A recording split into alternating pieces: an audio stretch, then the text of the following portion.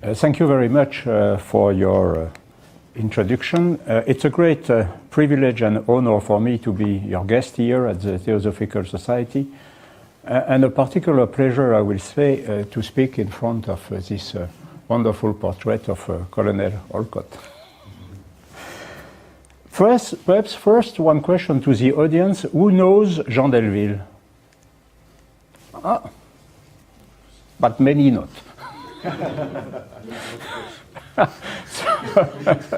So Jean Delville is a famous symbolist painter, a Belgian one, but he was also a Freemason, a Martinist, and a Theosophist.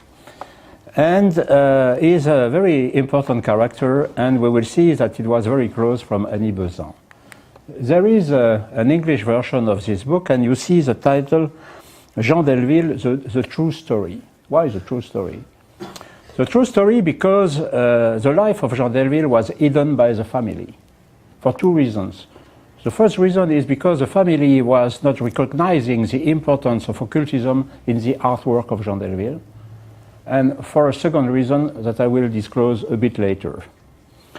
The official biography of Jean Delville by Brendan Cole, an Oxford Fellow, ends the artworks of Jean Delville in 1910, when Jean Delville dies in 1953. And thanks to very important primary documents that I found, my book, honestly, is explaining what is the real life of Jean Delville. And as I said, they were very close, Jean Delville and Annie Besant. And first, they were equally beautiful. But also, they were sharing a number of common qualities. What is interesting, the two of them were conceptuals and doers. They were hands-on. They were engaged in projects. They were practical people. This is amazing for Annie Besant, but this is also particularly true for Jean Delville. Somewhere, Jean Delville was a sort of artistic arm of Annie Besant. And somewhere, Jean Delville was the art translator of Annie Besant's brain. I think intellectually, they were like sister and brothers, and they were somewhere twins.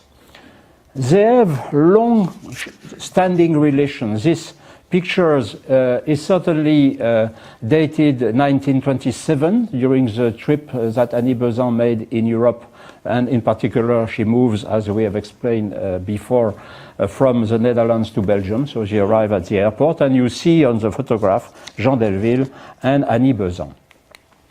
In 1899, Jean Delville launched a review, La Lumière, and who is the first writer for this new media? Annie Besant.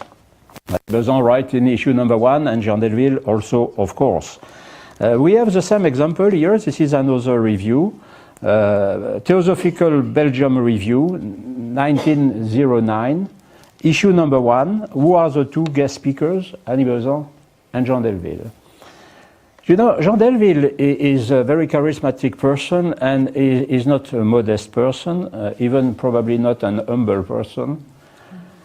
But he was considering Annie Besant as the heiress of Madame Blavatsky. And in 1899, he wrote that he was subjugated by Annie Besant. He was subjugated. This is an extremely strong word, and this word explains everything, and it's not necessary to say more.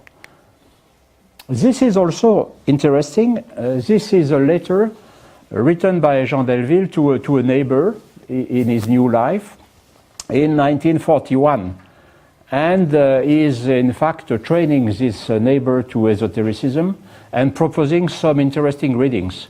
So here, if I remember well, you have 8 or 9 book references, which 3 are books from Annie Besant. And you see all his life, I mean, Jean Delville was in very strong intellectual link with Annie Besant. I have said that Jean Delville was a Martinist first. Jean Delville is born in 1867, and very young he was initiated as a Martinist. Probably when he was 20 years old, let's say 1888, 1889. The initiator of Delville was probably Papus himself, and it was also very close from Péladan. I suppose that you know the name Péladan, the founder of the Rose-Croix Salon. And it's interesting to mention that the Rose-Croix Salon now are the object of an exhibition at the Guggenheim Museum in New York. So the Rose-Croix Salon are very important, and Péladan has exposed 100 and something painters, of which more than half, more than 50, are now international, well-known international artists. So he was a Martinist, high-ranking, and he was in 1897 initiated or recognized as superior unknown, which is the top ranking of Martinist. Then he became a Freemason, and he was initiated in Freemasonry in 1903. He was initiated by a famous lodge in Brussels, Amis Philanthropes. Amis Philanthropes was a top lodge with a big number of famous people, famous brothers, intellectuals, politicians, and also left side oriented. He was the number one, the venerable master of two lodges in London during the First World War, Loge Roi Albert in 1917, and also the venerable of the Amis Philanthropes in 1925. And Delville is, of course, a theosophist. He was initiated in theosophy, or he joined theosophy, he joined the Theosophic Society in 1899. So he was a Martinist in 1888, he was a theosophist in 1899, and he was a Freemason in 1903. I am myself a Freemason, and I was very surprised to see that Delville, being a Martinist and a theosophist, then applied to Masonry. Why? When you are a Martinist, you don't need to be a Freemason, I'm sorry to say it bluntly. And probably when you are a high-ranking theosophist, you don't need either to be a Freemason. So why Jean Delville applied to Freemasonry? So I discovered that in fact Jean Delville joined Freemasonry in order to convince them about more spirituality. Freemasonry was supposed to be very much secular, when Jean Delville was considering that it was necessary for him and some friends to join Freemasonry in order to transmit them more spirituality. And in reality, Jean Delville was first a theosophist in Freemasonry. And this has created different problems that he has been obliged to resign at one moment from the Amis Philanthropes. But he was first and foremost a theosophist. His art, as you can see, is not specifically theosophist, but here this illustration is, of course, this is a coup matras. And recently we talked with Massimo Introvin. A drawing of this painting has been sold in a famous auction in Paris last week. And the preliminary drawing was more beautiful than the final oil on canvas, by the way. The preliminary drawing was really tip-top. Here you have I'm going in the wrong direction. This is not my final PowerPoint. I asked to check, but obviously it is not. So it was another illustration behind, which is the poem of the fire by Scriabin. This is a pure, I'm sorry, there is no illustration. I have an illustration in front of me, but not on the screen. This illustration is very famous and is a pure theosophic illustration between Scriabin, the famous compositor, and Jean Delville. They have worked together in Brussels during months with also a great other theosophist artist, Curlionis. So Curlionis, Scriabin, and Delville worked on total art. what is total art is a link between paintings, lights, and colors. They work months about that, and they wanted to create a sort of aesthetics. There is a lot to discover about this, you know. We have some information, not very much, and there is a lot to discover. It's certainly a very interesting matter for a master thesis in history of art to discover what really Jean Delville, Scriabin, and Curionis were doing. You know that very well, Massimo and Curionis, but it was absolutely a fascinating period. Then Delville was very much, of course, inspired by the occult.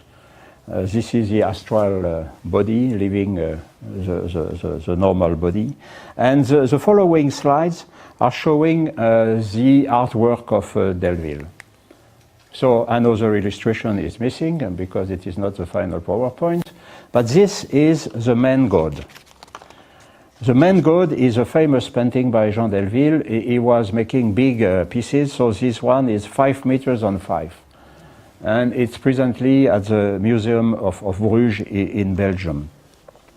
This oil on canvas represents the mystical aspect of esoteric Christianity. The great instructors attracts to him all the pain of humanity. It's a very impressive painting, and Delville is an incredible person because this is a painting which has been made in 1901, and in 1951, half a century after, so Delville was 84 years old, he wrote a letter to one of his friends explaining in 3 pages the symbolic, esoteric, and occult signification of man god. It's unbelievable to see this letter written very firmly by someone being over 80 years old. This is something a bit more recent, and this is, of course, the Plateau School, the School of Plateau, which is again something amazing. It's 6 meters long on 3, 18 meters square, can you imagine? And painted in 1898. I read here the description of this artwork by Delville himself, because I have been lucky to find the catalogue raisonné of Jean Delville, written by Delville himself during the Second World War. And Delville is describing this masterpiece as being the great Greek initiate instructing his young disciple in the doctrine of form and idea in the gardens of Academos. This, I think, is one of the best paintings of Jean Delville. This one also is very, very interesting.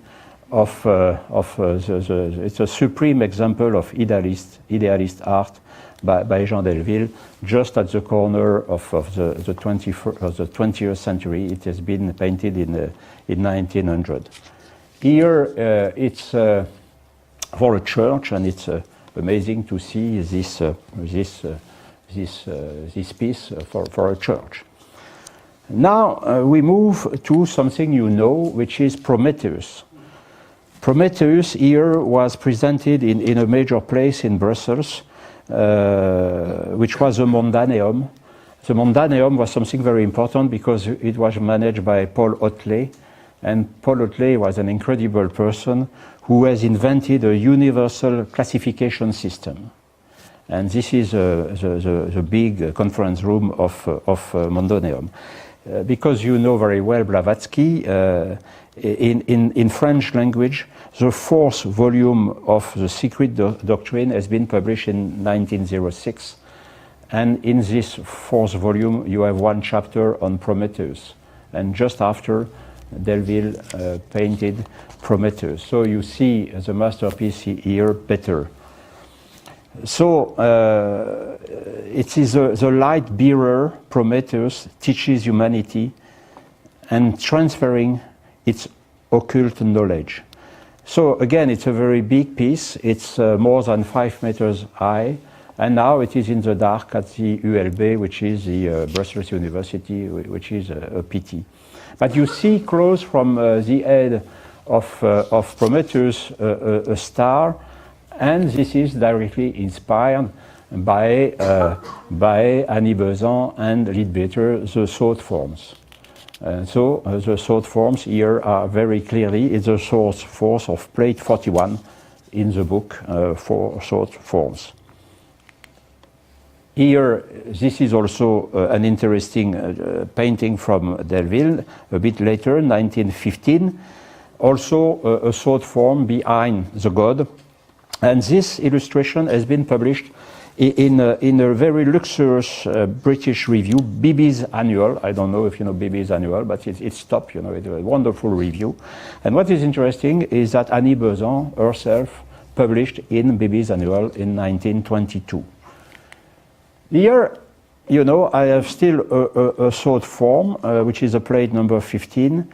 And you see on the left part of the slide, you have a catalogue of a key exhibition at the Los Angeles County Museum, Spiritual in Art. And the first illustration you have when you open this very beautiful catalogue is this thought form from Annie Besant and Leadbeater. And you see here, and it's an important message to pass, and this is why I'm a member of SWE, thanks to Massimo Introvin, the growing importance, the growing recognition of the fundamental link between esotericism and art. And here there is really a lot to discover. Now I move to something new and to immanent justice. This is a postcard representing the Brussels courthouse. Delville has painted 5 paintings here from 1907 to 1914. So it took him 5 years, even 7 years. But you see the size of the courthouse, and you can imagine how big were the painting. The next one, you know, it's amazing. This is honestly, like for the Plateau School, the wow effect. When you see this, you know, the size is between 15 meters to 20 meters long. And it has been destroyed during the Second World War. But you can write a book only about the symbolism of this artwork. It's absolutely amazing. And it is very linked to the immanent justice, which is a concept extremely close from the writings of Annie Besant and the rule of karma. Here you have another painting of the courthouse of Brussels, and on the left side you have the first draft, which I found, and on the right you have the final painting. It's difficult to see on the screen, but you will see that the draft is purely occultist, when the final painting, for obvious reasons, is more civilized, if I can say, between brackets. So now let's move to Krishnamurti. So here you have a picture of Jean Delville with Krishnamurti. And Delville was really extremely close. He had a devotion for Krishnamurti, the messenger of God. So here you see some portraits of Krishnamurti by Jean Delville in a pure Art Deco. This is really interesting also to see how Delville, and this was a known move from a symbolist painting style to an Art Deco style. And he wrote a lot, Jean Delville, about Krishnamurti. He was totally engaged in the battle for the recognition of Krishnamurti as a messenger of God. I must say that the production of art pieces by Jean Delville from 1918 to 1929 is more or less equal to 0.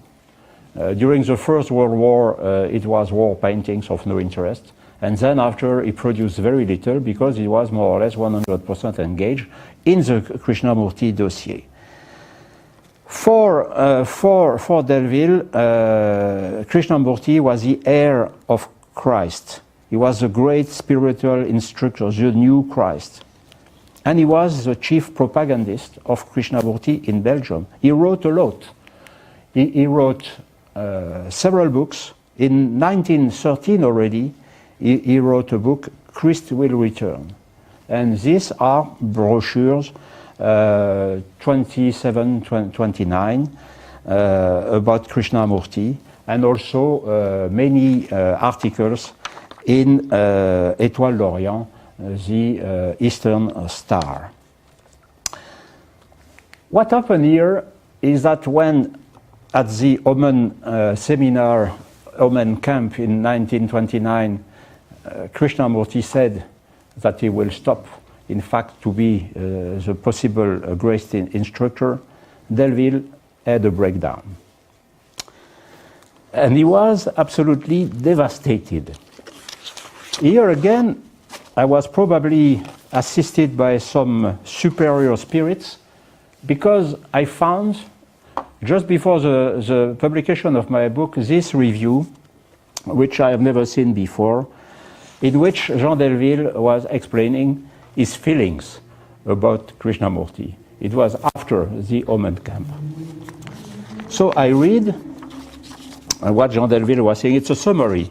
Jean Delville said, he took me, Krishnamurti, he took me through the living garden of the inner ecstasies. He told me to love each thing as to be detached from it. He told me that the Absolute was in me as it was in every living creature. Near him, I feel all. Far from him, it seems I am nothing. I think this is very strong. And for Delville, and this is the second reason why the family has hidden his real life, it was a pre-Krishnamurti affair and a post-Krishnamurti affair. And before Krishnamurti, Delville was a leader. It was the head of everything, involved in everything, mastering everything, charismatic with the leadership. And after Krishnamurti, he transformed, he made a U-turn, and he transformed radically his life. Here you have a portrait of Delville at this dark period. You see him, he's very introvert here, and this is really the switch between the pre and the post-Krishnamurti affair. You know, life is something curious. Delville is a family founder. He's a father with 5 children, and the wife of Delville is also a theosophist. And immediately when he had this burnout due to Krishnamurti, Jean Delville met this girl, Émilie Leclerc. And in fact, I took interest to Jean Delville 10 years ago because I found their correspondence. I found the archives of Émilie Leclerc. And in the archives of Émilie Leclerc, I found also books read by Jean Delville, because this is the end of my presentation. So Jean Delville decided to leave the family, to leave Brussels, and to establish himself in Mons. And he disappeared from the circulation, you know. He was only with some neighbors, he restored himself, and he reconstructed himself. For Delville, you have a domination period, a breakdown, and a reconstruction period. And this is, I think, very much in the philosophy of theosophic movement. So you see Delville in his small house in Mons. And what is interesting is that in the archives of Émilie Leclerc, I found this book written by Mr. Rehaut. And Mr. Rehaut was a very, very close collaborator of Annie Besant. This book has been published in 1934. And we can imagine it is dedicated to Delville. So Delville receives the book, and one can imagine that he puts the book to the dustbin, you know, having had the Krishnamurti affairs and having restored somewhere. But no, not at all. And Delville, we start to come back to Krishnamurti. He reads this book, and he reads again and again and again, and you see that he pencils sentences, and he makes some remarks on the book. And then after, I have other books read by Jean Delville on Krishnamurti. It's absolutely incredible, and you see the dedication here by Rehaut to Delville, and here you see it's unclear because Delville was writing not with ink but a sort of graphic pen. But I can read you what he was writing here in a very positive reflection. Life after life, shadows after shadows, light after light, pain after pain. One day happiness will be regained. So Delville is restoring himself in Mons, and also going back to the real Krishnamurti, educator and philosopher. He was also extremely active during the last years, which are not recognized by the family. Here, one piece is missing again, I'm sorry, is The Wheel of the World, which is a very important painting made by Jean Delville at the Anvers Museum. And also he changed his style and also went somewhere from esotericism to eroticism. Light eroticism, I must say. But never mind, he made some beautiful bodies of women, but also he was still very close from eroticism. He wrote a lot in art as an art critic. He was appointed as an academician. He published 23 important memos on art, but in a very, very, very discreet way. What is interesting here is to see the last painting of Jean Delville, painted in 1948, which is, I don't remember the name, by the way. Peace Vision, I have it, but I don't remember the name. Vision de Paix, which is the initiatory testament of Jean Delville. This is the last painting, and you see, again here you can write a book on it, because at each level of this painting, which I don't like very much, but it is full of symbolism.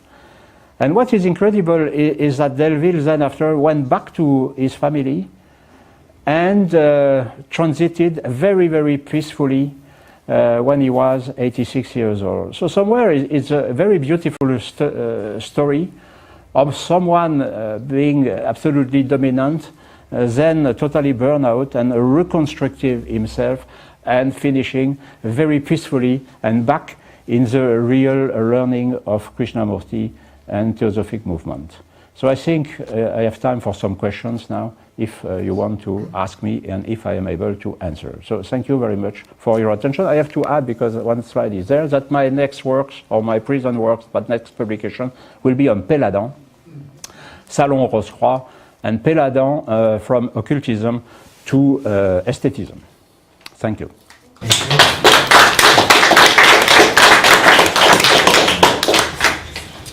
I have a remark and a question for you. The remark is, I noticed in your book that the Kumara's painting, there is some doubt about the date of when it was painted. There was a much later date that was given, and you think it came much earlier. And I wanted to give a suggestion. The Kumaras was a topic that was mentioned by Blavatsky and not really talked about much. But there was a book from 1904 called The Pedigree of Man by Besant. It might be interesting to see when that book became available in French. It would have probably been between 1904 and 1909. There's an extensive section on the Kumaras, and that could be a helpful support for your date. And the second is a question.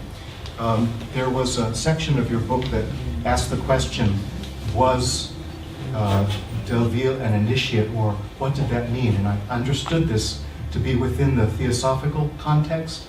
Could you say something about this? Because it's clear that he was an initiate in several esoteric organizations, but that larger concept, perhaps an initiate with a capital I, is this something that you consider? Well, yes, but my answer will be a bit stupid, you know, and I will answer through me. Me also am an initiate, because I'm a Freemason, and I am a Freemason since 40 years. But I am an initiate with not a capital I, with a small one. But what that means to be an initiate, this is the question we have to ask ourselves. Again, I think we have to be hands-on, and we have to be extremely practical. An initiate, for me, is someone who has a personal knowledge of the future and the organization of the future, good or bad. And also, somewhere, some moral and ethical commitments. And I think that Delville, during all his career, was a great intellectual, and a great intellectualist, and a great intellectual of occultism. But what I like in Jean Delville is that he has transformed the intellectual part of this initiation in a practical one, because having failed with the Krishnamurti dossier, having burned out, he reconstructed himself from zero and recreated harmony in himself. And I think this is initiation. Very good, thank you. Yes? In your beautiful book, I learned that Delville spent part or maybe all of the First World War in Britain. Yes. And he was already a theosophist at the time. And as you know, Krishnamurti also was in Britain. He was living at Emily Lutyens, I think, and Delville knew Emily Lutyens. So I was wondering if he met Krishnamurti at the time, which would have been very early on, and that if his devotion did not start when he met this very young man, you know, among theosophists in Britain. The information I gave in my book on Jean Delville in London are coming from the research of Sarah Turner. Dr. Sarah Turner is an historian in art and working intensively on Delville and all this period. So she supposed Massimo to publish a book. It is clear that Jean Delville has had many theosophical contacts in London and many contacts in London. He was very active as a Freemason, but also very, very active as a theosophist, and also very, very active as a citizen against war. So probably he has had contact with him, but I don't know. Okay, and Massimo? We have a copy of a brochure. It's a leaflet. Huh? So that you Yeah, can go. just two quick remarks. Churlionis, which next week will take the participant to a conference in Kaunas to visit the museum, which has 90% of his work. Churlionis was never a theosophist, basically because he was too poor. He died at age 30 because he had been starving for too many years, but his mentor, Stabrowski in Poland, was the first leader of Theosophical Society in Poland. So of course Churlionis knew about theosophy but never became a member of the Theosophical Society. The second remark, which is more general, is you did a wonderful work, the connection Delville, Besant and Leadbeater and Krishnamurti from the point of view of Delville's archives, but somebody should do the other half. The Delville connection as seen by Theosophical Society, and in my long article on Delville Theosophical History, my first impression is there is a big difference between the two pamphlets. The reception of the two pamphlets he wrote on Krishnamurti, the first one well, really the second, but the one in 25 and the one in 28. One in 25 was very well received, but the one in 28 was not well received because one can read between the lines a strong criticism of the liberal Catholic Church. So I mentioned, I believe, in my article, a letter from Arundel to Leadbeater, attacking Delville, saying who the heck is Delville, who was the secretary of the Theosophical Society in Belgium, and one of the leaders of the Orders of the Star in the East would say, who the heck is Delville to tell us what we should do or not do, because he's, in the second pamphlet, his interpretation of Krishnamurti comes to get rid of organized religion, including the liberal Catholic Church, which looks like a form of organized religion. I believe, at one stage it's true what you say, that we don't know that Annie Besant ever criticized Delville and they remain friends. But I don't know if we can say the same for characters like Leadbeater or Arundel or others, because of course Delville was also very quick, and in this case I believe he was sort of a pioneer of an interpretation of Krishnamurti which is now widespread in Theosophical Society. In say, for Krishnamurti to say he was not the Messiah was his way of being the Messiah. Today, many theosophists would agree with this proposition, but not necessarily in Yeah, yes. 1929.